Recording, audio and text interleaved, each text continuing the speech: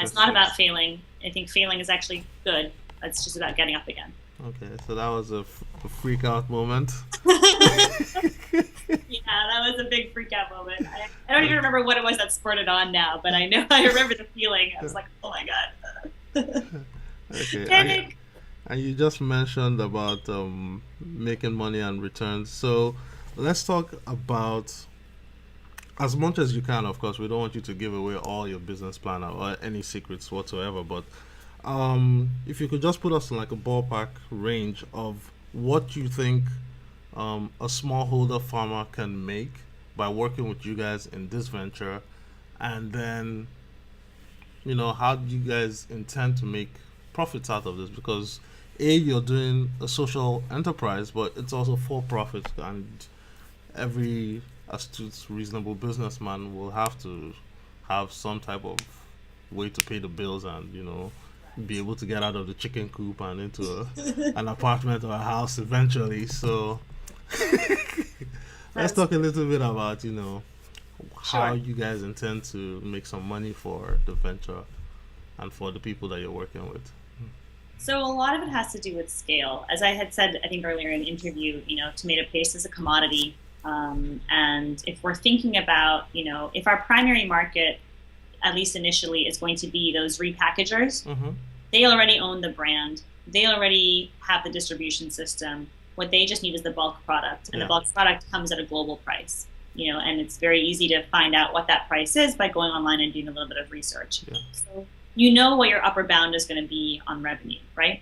And that means then that it becomes a game about cost. It becomes a game about how low cost can you produce so that you can sell at this global price and still make a profit. Mm-hmm. And when we're talking about, agriculture and producing commodities, the way you achieve cost savings is through scale. And so, when we've been thinking about our growth plan, we've basically been thinking, how big do we have to get such that, we can then create a company that's going to be profitable and it's going to be, worthwhile for me and Shane to have been in this for 5 years or 7 years or however long it's going to take to get to that point. Yeah. Um, so that's sort of been the sort of way that we've thought about growth. But when you think about it, the other thing that you need to think about is the unit economics, right? That Yeah. like no matter how big you are, there has to be some level of profitability at the very, very small scale, such that when you get big enough, you can cover your fixed costs, right? That's sort of how that piece of it works. And so we've done a lot of work trying to understand what the farmers spend today on all of the inputs that they use, how much labor goes into the farming, and then at the end of the day, what they're able to achieve in terms of prices. And the price of tomatoes, because we had talked about this a little bit earlier, tomatoes are a dry season vegetable. They Mm-hmm. grow best in the dry season because the rain sort of ruins the crop. That means that the price of tomatoes actually varies 5 times over the course of the year. So, if for those of you guys who know about naira, which is the Nigerian currency, at the lowest point in Nasarawa State, 40 kg basket of tomatoes sells for 1,200 naira, which is what, like $8 or Yeah. something like Close to that. 10. Yeah. To 10, a little less than 10, maybe Yeah. 8, $7 or $8. Yeah.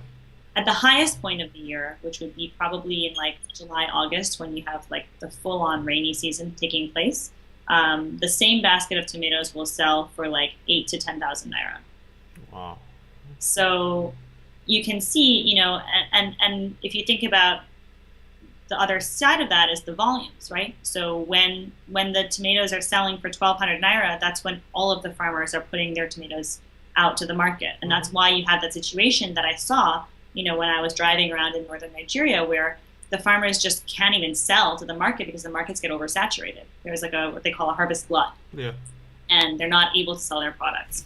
So, the average farmer who basically farms maize during the rainy season, and then as soon as that's over, starts planting tomatoes. They start planting probably sometime right around now. This is right when the maize harvest sort Mm-hmm. of finishes. Um, they will be making maybe about $1,000 total on their crop, and that's like Wow. a net, that's Now, a total of $1,000 now on their crop. on a hectare, say. Okay.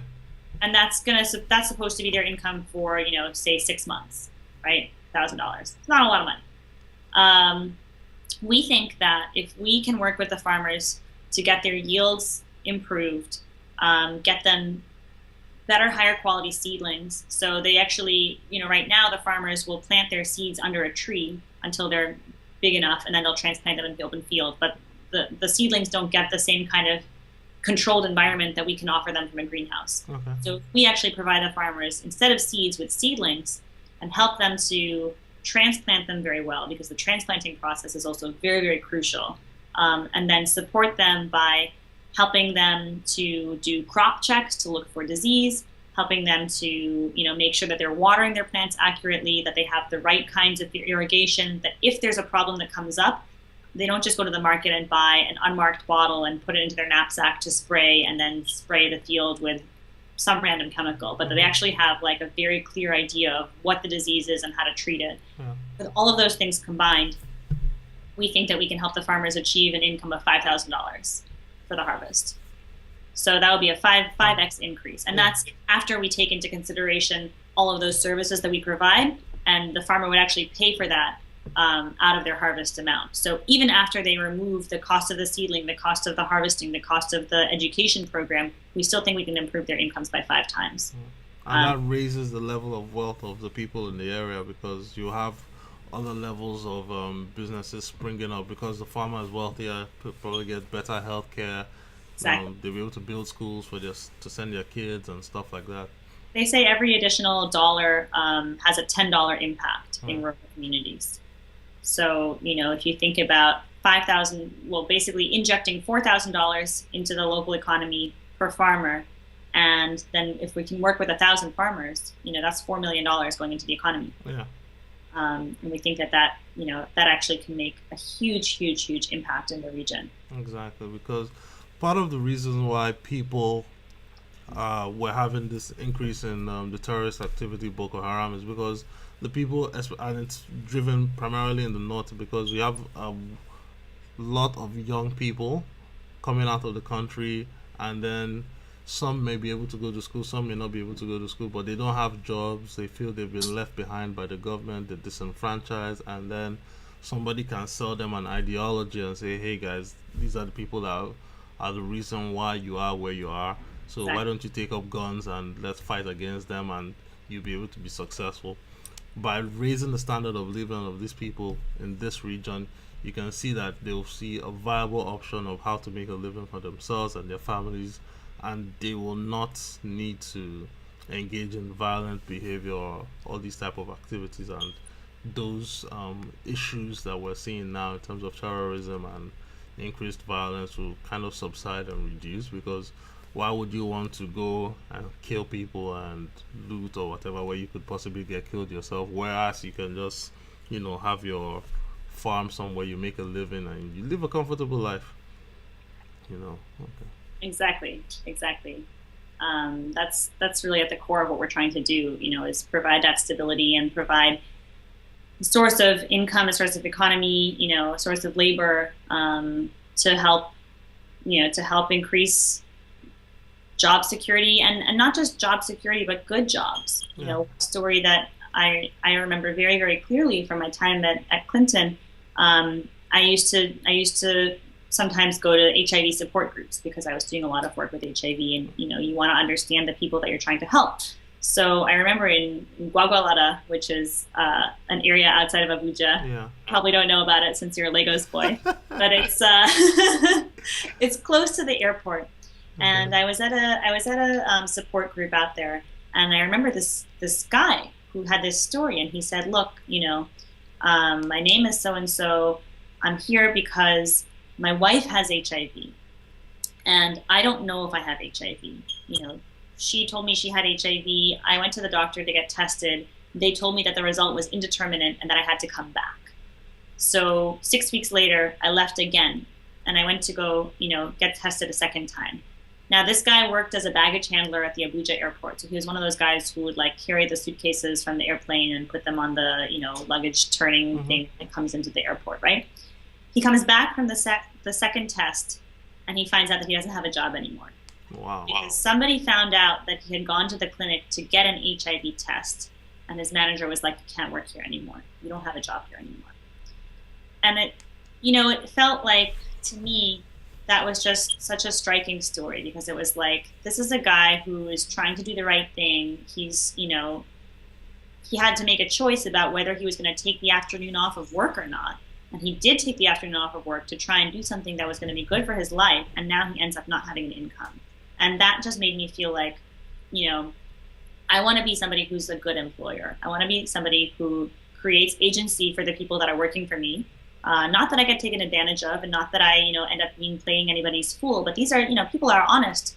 And if they honestly want to try and do something that's, right for them and right for their family, they should be able to do that, and they should be able to work for a company that can support that, And so I think that for me, one of the things that I really care about is being a good employer, being somebody who actually cares about, understands the needs of my employees, encourages them to do the best work that they can on the job, so that then they can have the best life that they can live outside of the job.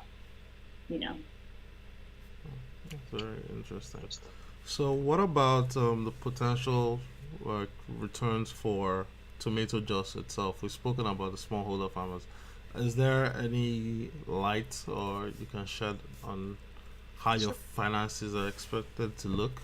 Yeah, I can try. I mean, this gets to the point of like, how open do you get, and how Yeah, secret. no, I mean, obviously we don't want you to spill the beans No, on your of secrets, course. but yeah. I mean, tomato paste is a commodity, so we don't expect to be making the kinds of returns that you make at a tech company. Mm, But we think that at scale, if we're producing some level of bulk paste for those repackers, some level of what we call value add products that are branded, with a Tomato Joss brand, and we can talk about the Tomato Joss name if you want. yes. And some level of potentially products for export to the region, because this whole region is really a tomato eating region, that we can achieve margins of something like 30%, Okay. which is pretty good and pretty Profit healthy. margin. Okay.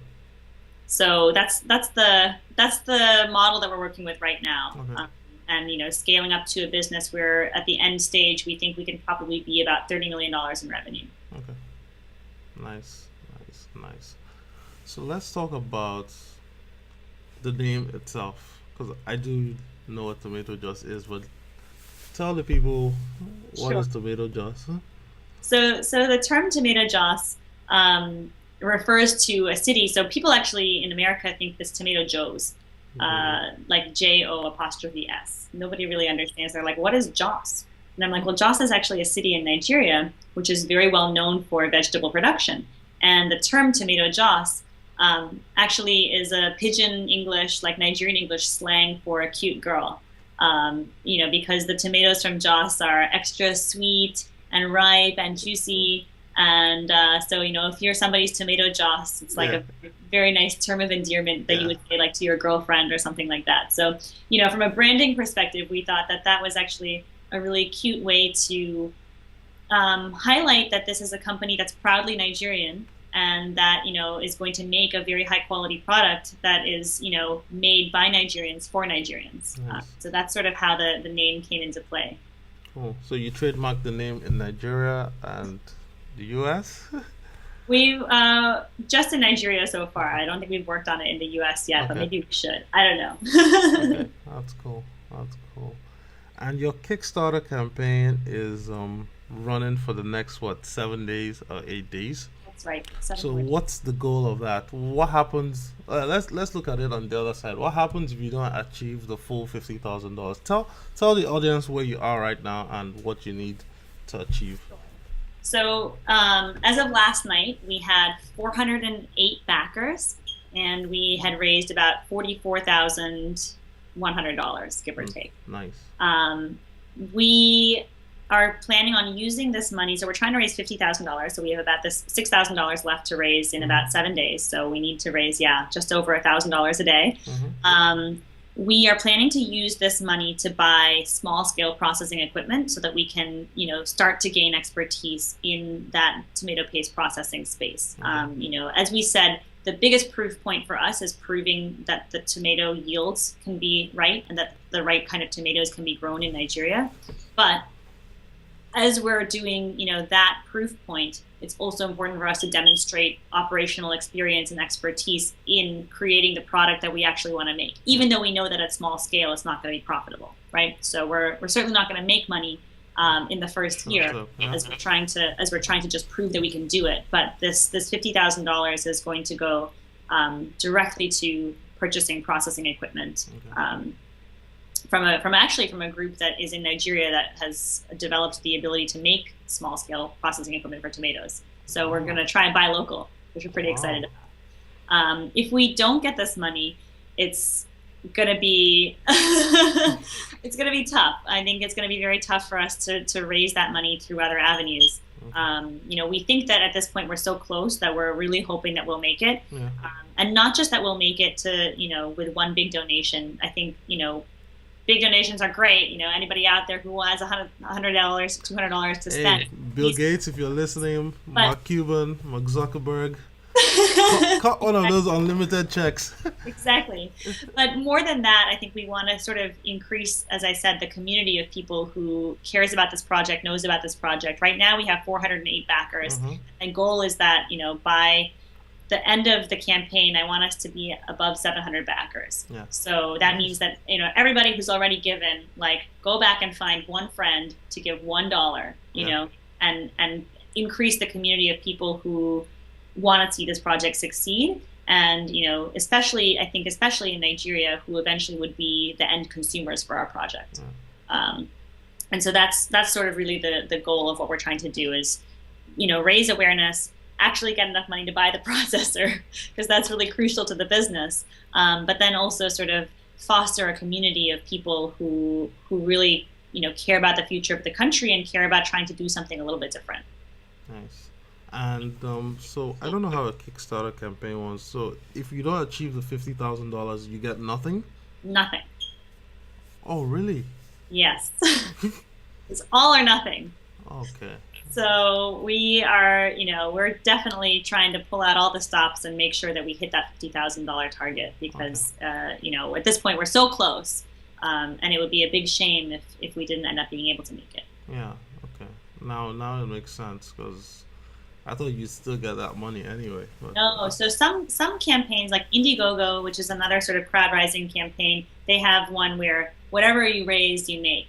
But Kickstarter, they really feel that it's important to have a set goal and a set reason for why you have that goal, right? And the fact that you couldn't raise this money any other way, which is why you're going to do it on Kickstarter.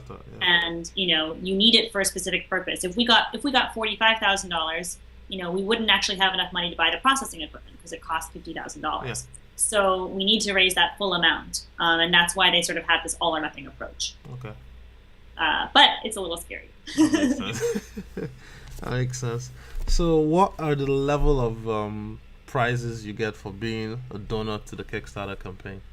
Well, we have all manner of prizes. That was actually really one of the fun parts of the project, was putting together the sort of prize list. For $1, you can join and get our email updates. We send out updates, every week. Well, a little bit more frequently right now because we're in the campaign. But I think, when the campaign ends, we want that community to continue. And so we'll continue to send updates to all of our backers, every couple of weeks or so, just to keep them posted on how we're progressing, how the farm is going. The rewards, range. They're all related to tomatoes, obviously. Because we're a tomato paste company. So $25 is the first point at which you could actually pre-order our tomato paste, which is what we're going to use the processing equipment to make in this first year. So you can buy, 100 ounces of Nigerian tomato paste, the first of its kind. Nobody has done it yet. It's very exciting. And then, higher end prizes for $75, you get paste, you get spices, so you can make your own jollof rice. You get recipe cards, so you can learn how to cook the Nigerian way. If you don't already know, you get a T-shirt, to be on Team Tomato Joss. And you get to adopt a tomato plant, which I think is kind of cute. So we're actually going to go out to the fields and take a picture of an individual plant for each one of our backers at that level, and write a little note from the tomato plant saying thank you. Uh, so even if you don't actually make it out to our farm, you can still, So I'm going to have my very own tomato on your farm. yeah, it's like adopt a shark or adopt an elephant, Yeah. adopt a tomato plant. Um, then we have higher end prices that, a couple of them have actually already filled out. So we had one that was very popular that was fine dining Niger style. Mm. So for $250, our backers were able to go to a Nigerian restaurant close to them and have a three-course Nigerian meal. If you want to go a little bit fancier for $1,000, Shane and I will fly to your home and cook you a Nigerian meal, a dinner party for 8 in your home. Wow. So, some of it is So what are about you guys going to make? Is that a secret? what's that? What are you guys going to cook for that price? Well, for that prize, I mean, we're gonna have surveys sent out to all of the people who back us at that level and ask them what they want, whether it's a goosey or a vegetable soup. You know how to make a goosey? I'm learning. Okay. I love cooking, and so I've actually done a lot of. I learned how to make akara. I learned how to make moi moi when I was Wow. living in Nigeria. I eat a lot of food that people don't even know about. Like there's one Igbo food that I love called okpa. I know it, yeah. You know it. Yeah. So made out of bambara nut. Everyone is like, what? My friends in Lagos even are like, I don't know what you're talking about. I'm like, it's this food. You can get it in like a nugu. I don't know. People don't There travel. are two Igbo girls who used to sell it on the side of the road on my way to work. I would buy it for breakfast every morning. Wow. People think I'm crazy, but I'm used to people thinking I'm crazy. Give me 1 second, sorry. I just need to plug in my computer. Sure. The plug is right here.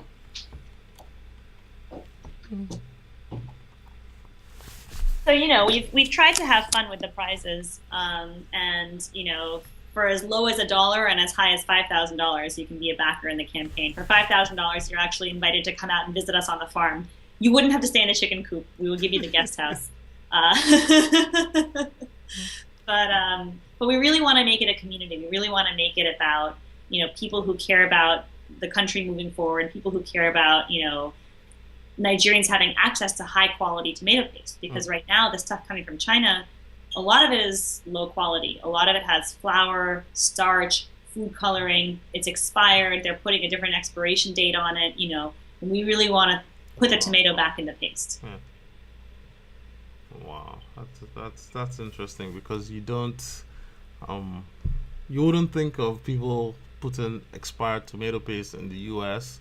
and recycling it for people to use, because a bunch of lawsuits and all that stuff.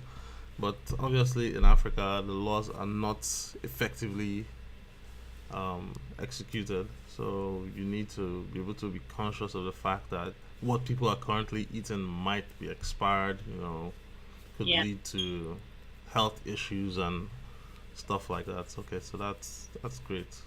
Even with my former job, with Clinton, you would find expired medicine, coming into the continent. And Africa has been a dumping ground for, global production lines for decades. Yeah. And I think it's time for a change. I think that this continent can actually be producing so many of the things that it's importing right within its own borders, especially Nigeria. Nigeria has so many educated people, has such a dynamic workforce. It's the largest economy in Africa. It's the largest country by population in Africa. And I think that they really have an opportunity to step up and be a leader for the continent and sort of lead by example, by producing a lot of their own things. Nicely done. So we're beginning to wind down the show. I know we've spoken about a lot, and it seems like there's still more to go. And I'd love to hear more. Well, obviously, I know you're a hustler, and so time is precious to you. And I just want to be respectful of your time and Sure. knock out a few quick questions, and then we'll let you get on the hustle and keep making that money. So just a few questions. So, who is an entrepreneur that you admire the most, and why? Oh my gosh. That's it. Well, honestly, it's my dad, which maybe is like lame because he's not famous or anything like that. That's But fine. my dad is an entrepreneur as well. So is my brother. I think it sort of runs in our family. But he started his own company when he was 40. He was actually 44 because I was 4 years old. He's 40 years older than me. And he started it out of the downstairs of our house. And when I was little, I actually didn't have babysitters because I used to just play in the office, and like the secretary would watch me Mm. while I was, whatever I was doing, playing with the paper clips and doing all that stuff. And um, he approaches work with so much focus and so much drive, and was able to create, a 300-person company in a country that he wasn't from. So he's from India. He traveled to the U.S. for school, and he ended up, first working at a few different research positions, and then realizing that that he had an idea that he had conviction about, and that he wanted to pursue that idea. Mm. And he did, and he grew the company, and they had, lots of challenges and lots of fear. And, my parents put my brother and my high school education like on a credit card. Like that's how much they believed in the company and what they were trying to do. They were like, sure, we'll figure out a way to pay this off, and so, that kind of belief, and then not just the belief, but the drive and the focus to actually make it into something that does succeed, is so inspiring to me. And like living, under the roof of somebody who was able to do that, is so inspiring. And at the same time, as my dad, he always had time to play with me. I never realized, He was busy. how much he was doing until I'm in the same position now. And I'm like, wow, I don't even know how you managed to have a family and, take me for walks and teach me about science and do, chemistry experiments with me and read to me at nighttime when you were in the middle of launching this whole thing yourself. So he inspires me every day, through his integrity and through his hard work and through his focus and vision. Nice. That's incredible. And what of your brother? What does he do? So my brother actually lives in Tokyo. Both of me and my brother have decided to pursue opportunities in countries far away from where he grew up in Boston.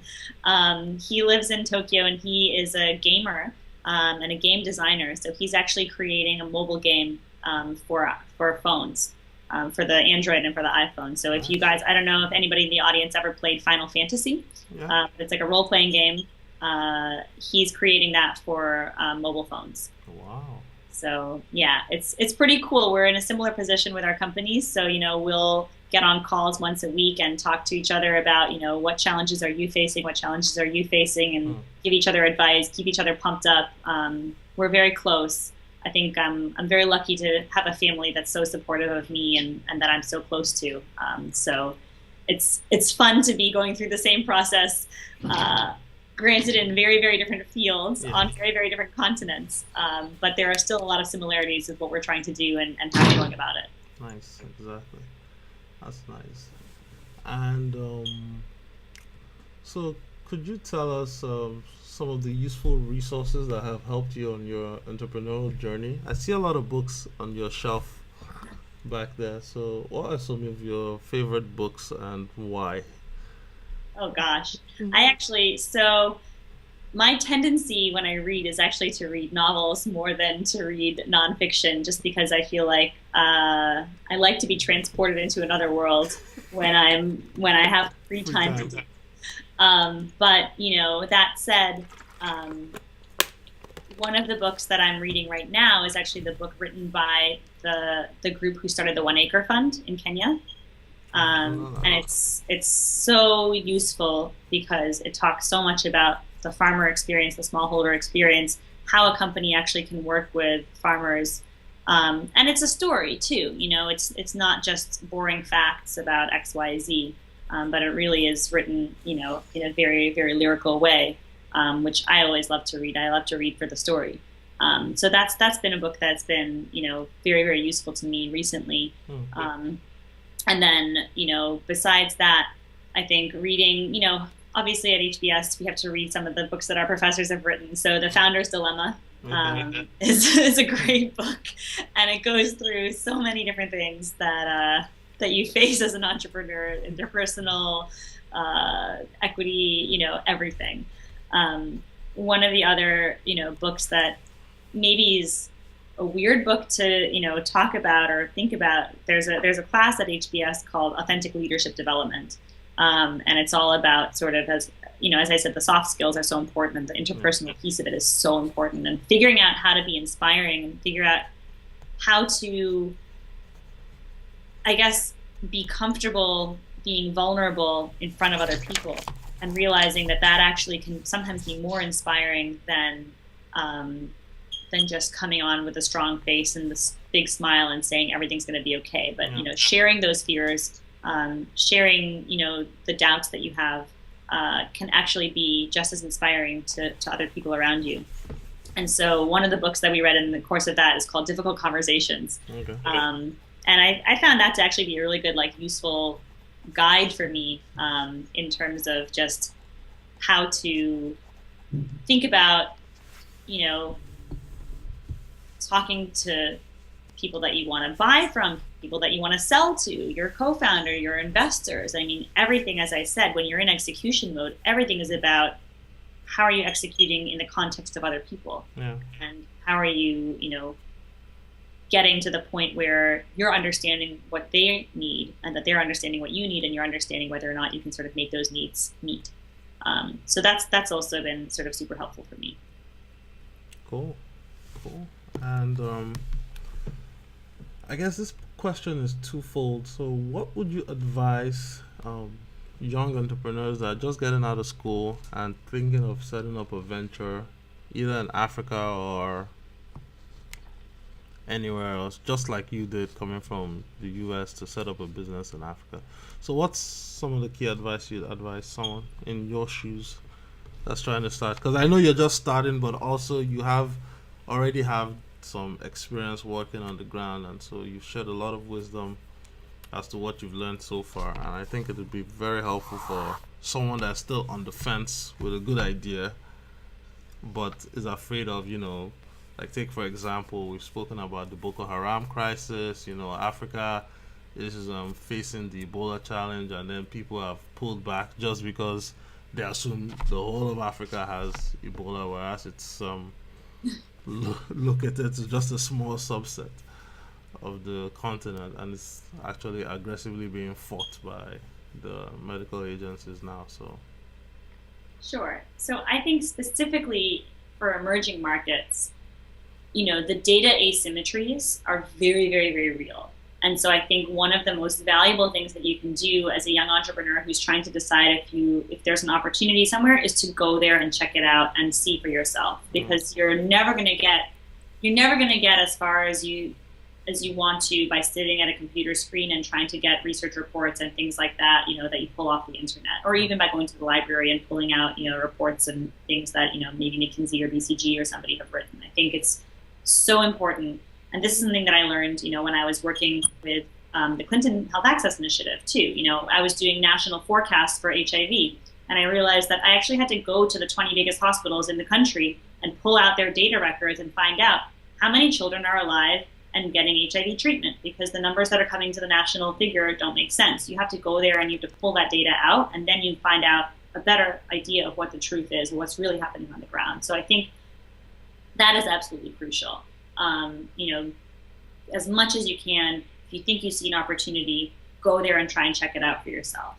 And go there with an open mind, understanding, I think I know what this opportunity may be, but I'm open to listening to and hearing from people who are on the ground if they may be telling me something different, or maybe, telling me something that I didn't think I was going to hear.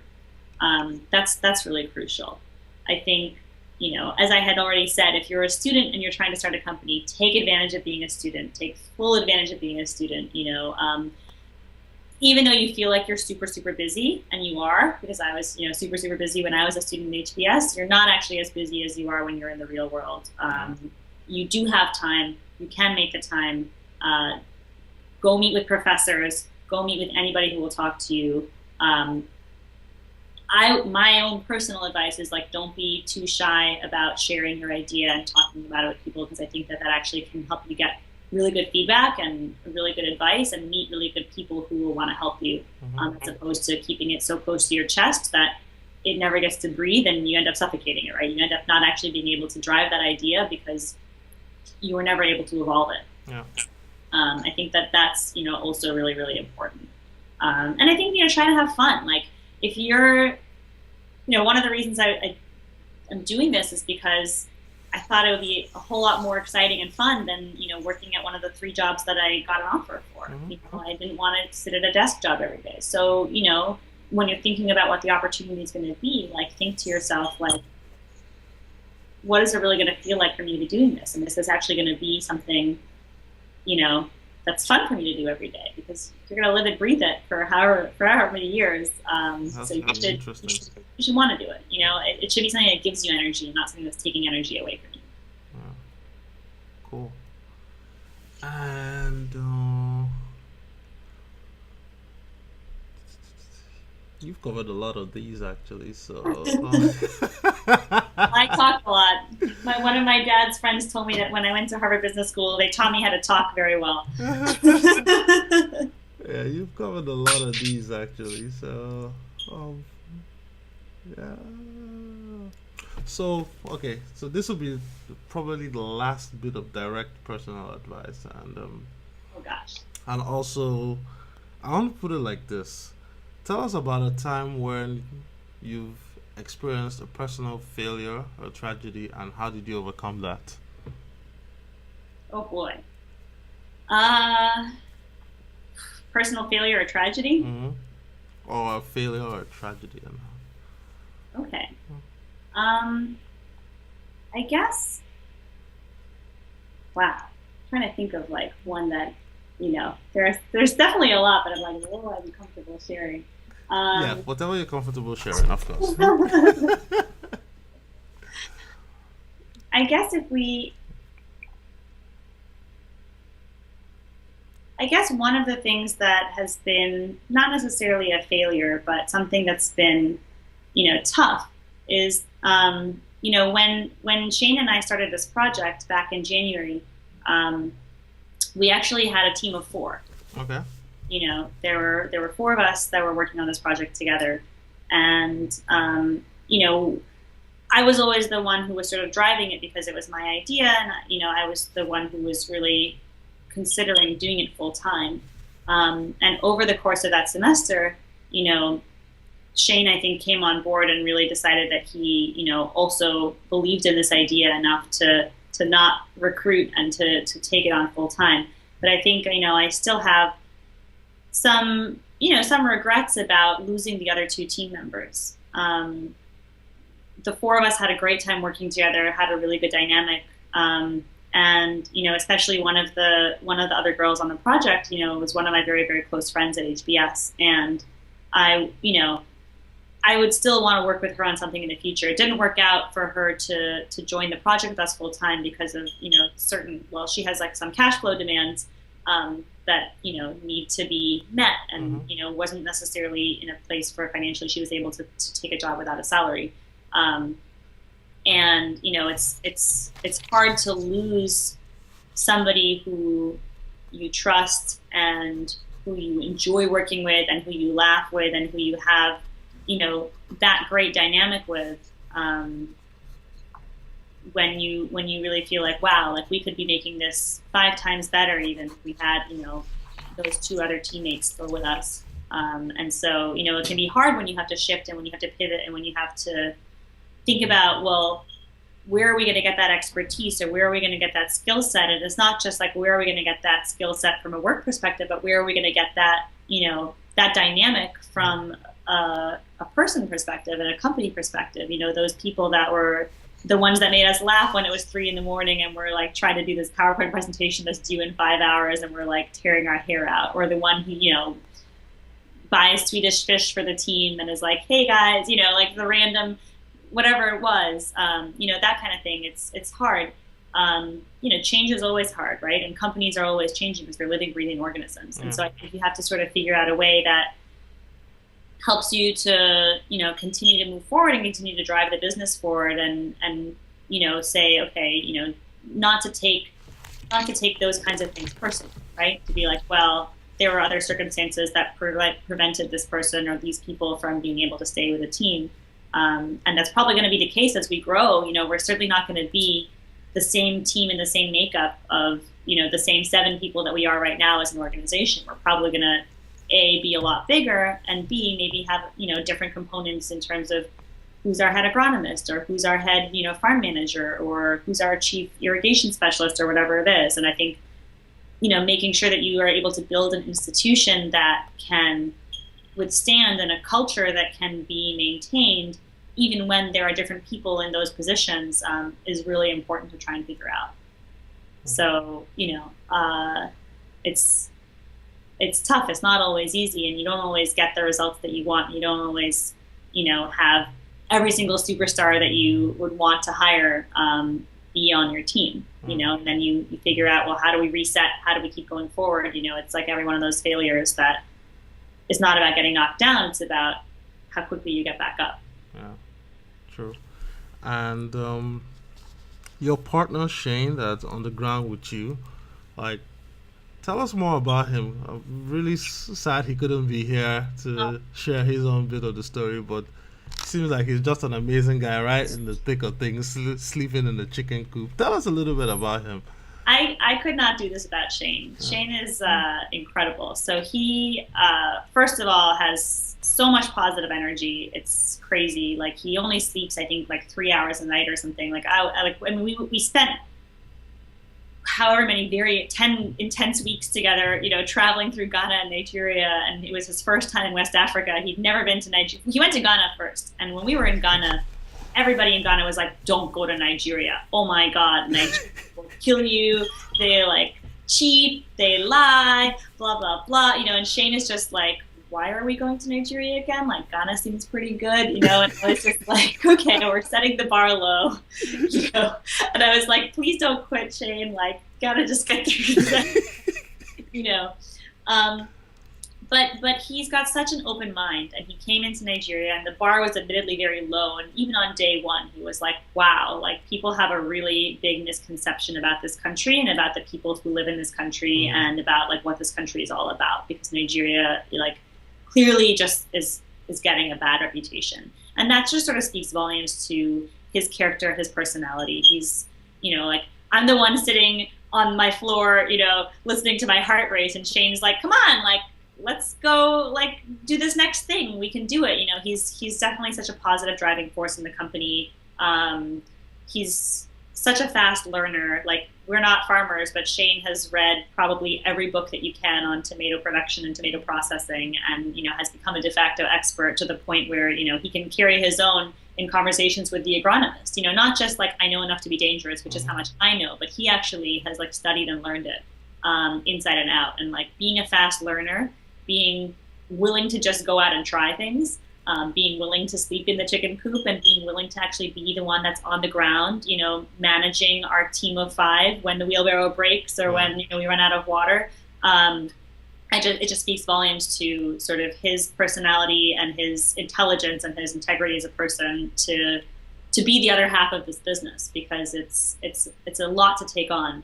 And while my family at least has been to Nigeria and understands a little bit about, emerging markets, because my dad is from India, Shane's family is Irish, and they're like, what the heck are you doing? How do we raise our son to, like, go and do this random thing? We don't even understand what you're doing, and for him to sort of take that in stride and still want to come through and work on this and give it 110% every day. It's so encouraging, and it's very, very inspiring for me every day to have a co-founder who really, really believes the dream. Nice. Well, Mira, we've reached the end of the show. I've had so much fun. It's been 2 hours talking, and I feel like we haven't even scratched the surface, and the company is still just a couple months old. I know. Yeah. That's how I feel too. It's really been fun. And before I let you go, I just want you, because guys, we're really trying to make sure that these guys raise the $50,000. Like she just said, it's all or nothing on Kickstarter, and with only 6-7 days to go, this is actually my first show where I'm recording video. The video is going to be up. I don't know what I'm going to host it on or whatever yet. I'll cross that bridge like as soon as I hang up with Mira. But it's going to be up, and then it's going to be aired almost instantaneously. So as soon as I finish editing, I'm just going to put it straight online. I'll send everybody an email and I'll direct traffic to it. So this is something where I'm trying to turn this around as quickly as possible because I really believe in what these guys are doing. I'm going to support them too. I like everybody that listens to this show, that loves this show, that likes what we're about to also like put your money where your mouth is. That's what I'm calling you out. So everybody, that all my prior guests that have been on the show, I'm calling you guys out too. This is not the ice bucket challenge. This is the tomato sauce challenge. So so let's get some sauce growing. Help these guys out. Let's help them achieve their goal. Even if they. So what happens if you do exceed the goal of 50,000? So every extra dollar we get, we can spend on programming on the farm. So as I said, we've got 5 employees now. We've got the 6th one starting on Monday.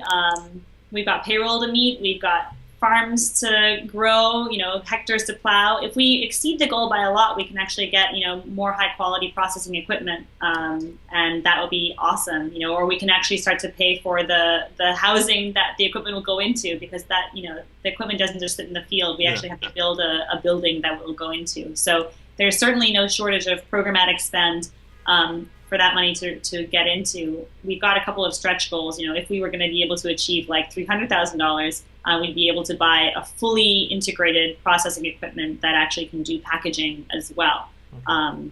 I don't know that we're going to hit that in 6 days, but anybody generous who's out there, if you want to contribute, 10 grand, throw it at us. We will absorb it. Great. So yeah, just give any other final pitch, any extra giveaway, anything at all for Tomato Joyce, anything you want to say before we wrap up?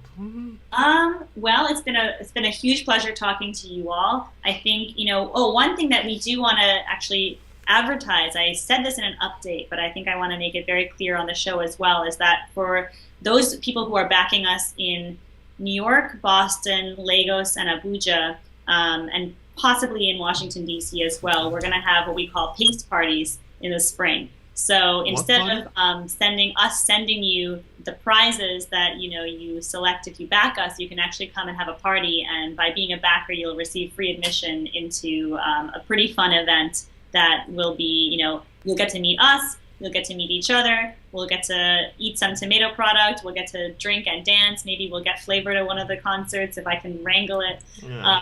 We'll have ourselves a good old-fashioned time. So that's one more reason to back us is. And I throw a pretty good party. When I turned 25 in Abuja, I actually threw a party that had 300 people. Wow. We partied on the same night as there was a new club opening at the Sheraton, and I actually drew a bigger crowd than the opening at the club. So wow. I know how to throw a good party. If that's not a reason to back us, I don't know what is. Yeah. But, look forward to meeting all of you. I really appreciate the support that we've gotten already. Looking forward to getting a bit more support in this last week. And, Chi, thank you so much for letting me share my story with your audience. I think I'm really excited about it, and I hope you guys are all too. Great. Well, there you have it, guys. Love the enthusiasm, love the passion, love the product, love the team. I love it all. I love the sauce. I haven't tasted it yet, but I'm sure I'm going to love it too. Yes. I love what you're doing, and I think this is something that's really necessary. It's needed, and I know it's something that resonates with a lot of people because, like I said, I saw it on Twitter through a friend of mine, and then in some of the Nigerian forums, people are talking about it and posting about it. So this is something that we should all get behind and support. And who knows, maybe your project is going to be on Kickstarter one day, and you need the knowledge and the wisdom Mira has shared to help you get your successful project off the ground and up and running. So this is one way for you to pay it forward and also expect to receive something in the future. It might not be in a similar way, but it could also be, you never know what serendipitous things can come out of supporting a venture like this. So I just want to encourage everyone. I'm still going to harp on this every day for the next 7 days because I want to make sure that they get that money. And so it's just been a pleasure having you on the show, Mira. I'm getting interrupted. That's okay. You and Shane, it's been a pleasure. I mean, I'd love to meet you guys and see it. I don't know about coming to Kefi, so you're welcome to come to Kefi anytime, and I'm actually going to be in New York next week, so maybe we can link up then. All right, cool. That'll be fun. So there you have it, guys. Um, yeah, so just support Mira, support the team, support the product, support Shane. And until next week, guys, it's been a pleasure bringing the show to you guys. I love what I do. I love what I'm doing. I want to keep doing more of this because I really like hearing these type of stories. They're very inspirational. They're why I got into this in the first place. So, thank you, Mira. Thank you, Shane. When you're listening to this, it's been a pleasure hearing your story. And obviously, I look forward to seeing more great things out of Tomato Jaws somewhere down the road in the future.